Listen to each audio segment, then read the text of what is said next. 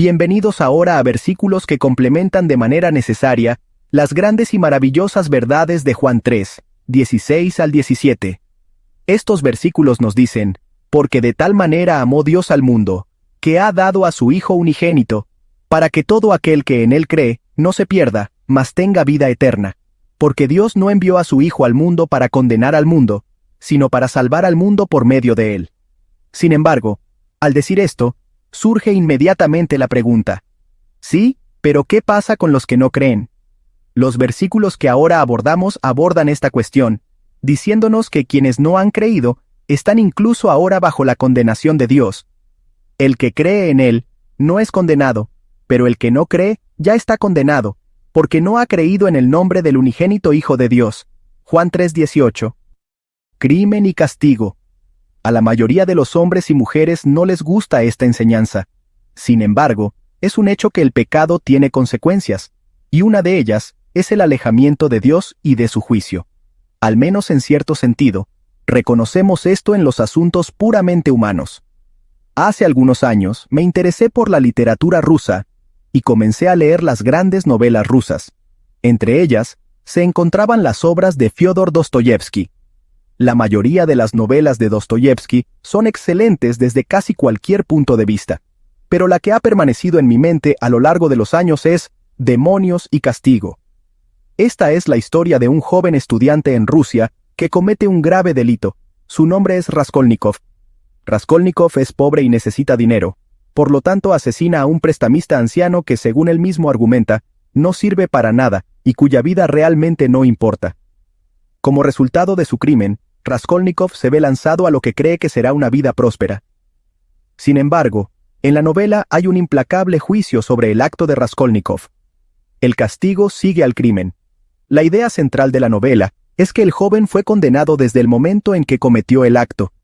La mayoría de quienes leen la novela reconocen la justicia de su trama, pero el hecho mucho más grave es que los mismos principios se aplican espiritualmente. Si tomamos en serio el testimonio de las Escrituras, no debemos pensar que cuando se predica el Evangelio a un hombre o una mujer, la persona involucrada se encuentra en lo que podríamos llamar terreno neutral. No se trata de que pueda elegir su propio camino con la correspondiente ira y condenación de Dios, ni de que pueda seguir el camino de Dios con su correspondiente gozo y bendición. Según las Escrituras, el hombre ya ha tomado su decisión. Las personas ya han elegido su propio camino. Así, como escribe Isaías, todos nosotros nos descarriamos como ovejas, cada cual se apartó por su camino, pero el Señor cargó en él la iniquidad de todos nosotros. Isaías 53:6. Pablo declara, no hay justo, ni siquiera uno, no hay quien entienda, no hay quien busque a Dios. Romanos 3:10 al 11. Salmos 14, 1 al 3. Puede que no nos guste, pero nos guste o no, estas cosas son ciertas desde la perspectiva de Dios. Hemos seguido nuestro propio camino, ya hemos cometido el delito. Por lo tanto, cada uno de nosotros ya está bajo el juicio de Dios. El caso de la Fiscalía. En este punto, sin embargo, llegamos a una segunda pregunta. Ya hemos preguntado, ¿y qué hay de los que no han creído o no quieren creer? Hemos visto que estos están bajo la ira de Dios. Pero ahora preguntamos por qué razones. ¿Por qué se condena al hombre en su estado actual? La respuesta a esta pregunta se aplica realmente a la acusación contra el hombre. La primera respuesta a la condenación de las personas es que no han creído en el nombre del unigénito Hijo de Dios. ¿Cuál es el nombre? Jesús. ¿Y qué significa Jesús? La respuesta se encuentra en las palabras del ángel a José. El ángel dijo, le pondrás por nombre Jesús, porque él salvará a su pueblo de sus pecados. Las dos primeras letras del nombre son las dos primeras letras del gran nombre de Dios, Jehová. Las letras restantes provienen de la palabra para salvar o salvación. Por lo tanto, el nombre completo significa Jehová salva o Jehová salvará. Cuando Juan dice que los hombres son condenados porque no han creído en el nombre del unigénito Hijo de Dios, quiere decir que son condenados porque no quieren tener al Señor Jesucristo como su Salvador. Esto es lo más difícil para las personas. Si has predicado a otras personas sobre el Evangelio, sabes que hay mucho en el Evangelio que no tienen problema en aceptar. La mayoría de las personas no tienen dificultad en creer en la existencia de Dios. La Biblia reconoce esto indirectamente cuando dice que solo los necios la niegan. La mayoría de las personas no tienen dificultad en aceptar la realidad del amor de Dios ni su poder.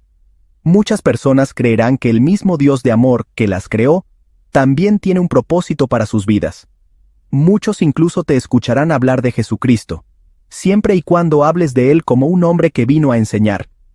Sin embargo, si hablas del Señor Jesucristo como el Salvador, como aquel que murió para salvar a los pecadores, allí encontrarás hostilidad y un vigoroso rechazo. Conozco a una joven cuya vida ilustra este principio. Era estudiante de la Universidad de Pensilvania. Durante su estancia allí, asistió a una serie de estudios bíblicos sobre la vida de Cristo.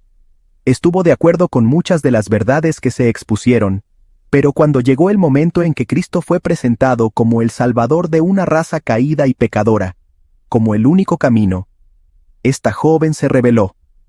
Dijo: «Puedo aceptar lo demás, pero no puedo aceptar esto de Jesucristo. No admitiré mi necesidad de que Él sea mi Salvador». La luz y las tinieblas. La segunda razón que Juan da para la condenación de Dios a los hombres que no han creído en Cristo se encuentra en el versículo 19. Dice: «La luz vino al mundo, pero los hombres amaron más las tinieblas que la luz, porque sus obras eran malas». Esto significa que las personas son condenadas no solo porque no han aceptado al Señor Jesucristo como su Salvador, sino también porque, de hecho, prefieren el pecado. La luz ha venido, pero se han apartado de ella. Lo han hecho porque sus obras son malas. Del relato de la reacción de los gobernantes del pueblo judío ante Jesús durante su vida, podemos comprender cómo funciona esto. Estos hombres eran reconocidos como los grandes triunfadores del pueblo antes de la venida de Cristo. La ley había sido dada. Eran quienes supuestamente la habían cumplido. Pero cuando Jesucristo vino, era tan superior a ellos que, a su lado, su bondad parecía empañada, como el oropel navideño en febrero. Así que lo odiaron. Como resultado, prefirieron matarlo, desaparecerlo de la vista, antes que permitirle exponer la corrupción que albergaban en sus corazones. La condenación no es solo que no alcancemos los estándares de perfección de Dios. La condenación existe porque ni siquiera apuntamos en la dirección correcta. Realmente no deseamos la bondad de Dios. La siguiente ilustración ayudará a aclarar esto. Imaginemos a un niño que está aprendiendo a lanzar una pelota. Él debe lanzarla y su padre debe atraparla. El niño recibe la pelota, la lanza, pero en lugar de ir directamente hacia su padre, la pelota se desvía unos 30 grados a la derecha. El padre le dice: «Tendrás que hacerlo mejor. No puedo estar corriendo tras la pelota toda la tarde». El niño responde: «Pero estás demasiado lejos. Acércate». Así que el padre se acerca a unos 3 metros. El niño vuelve a lanzar, y esta vez, la pelota se desvía a unos 30 grados a la izquierda. «Sigues demasiado lejos», dice el niño. El padre se acerca, pero una vez más la pelota se desvía en ángulo. Finalmente, el padre está justo frente al niño. El niño lanza, pero la pelota se va en la dirección opuesta. ¿Cuál es el problema?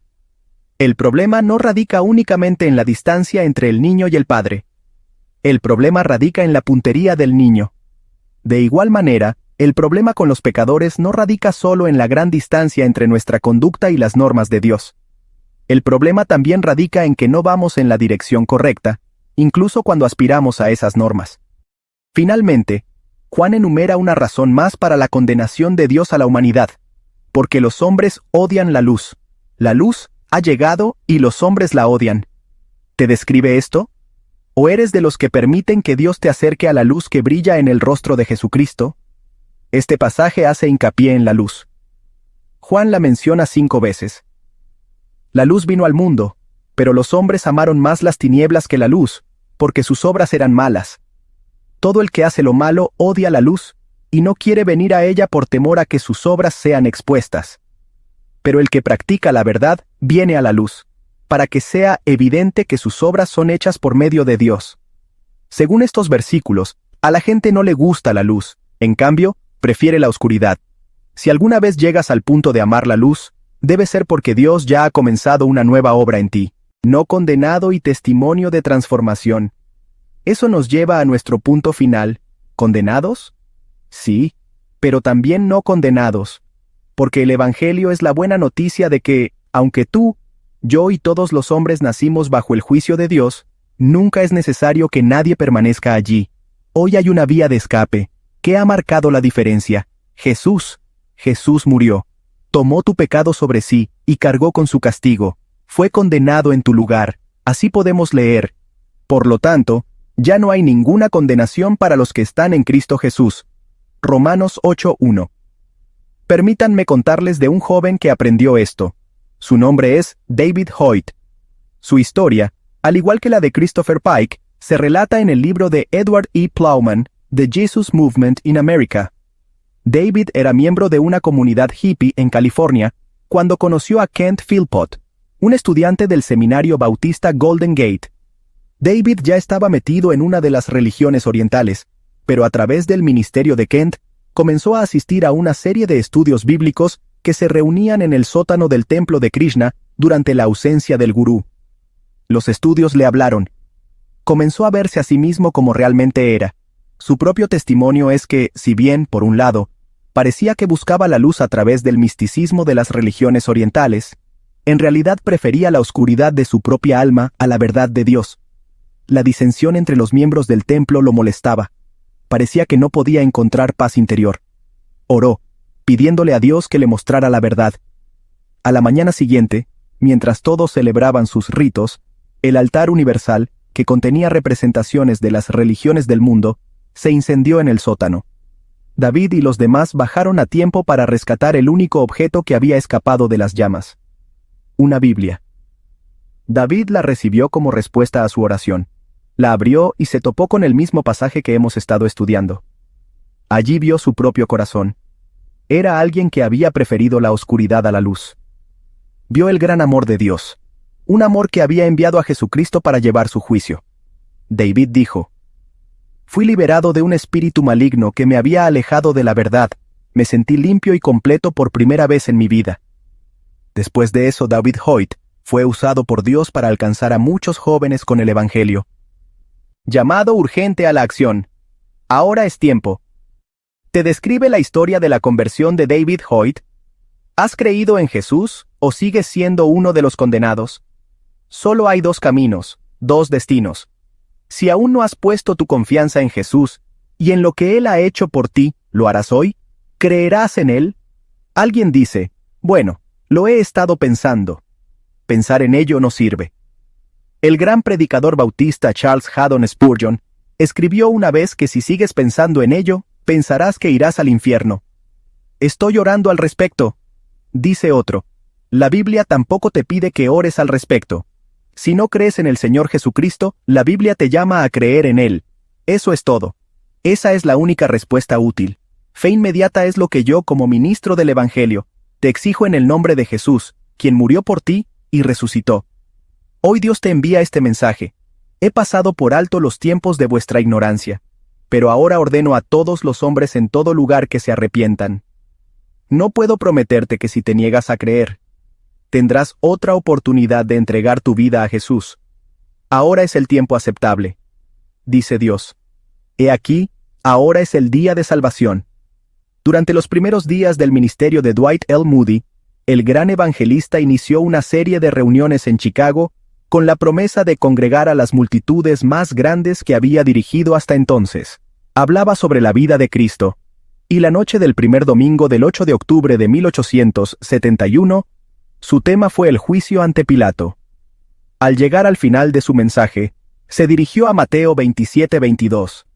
«¿Qué haré, pues, con Jesús, llamado el Cristo?», concluyó.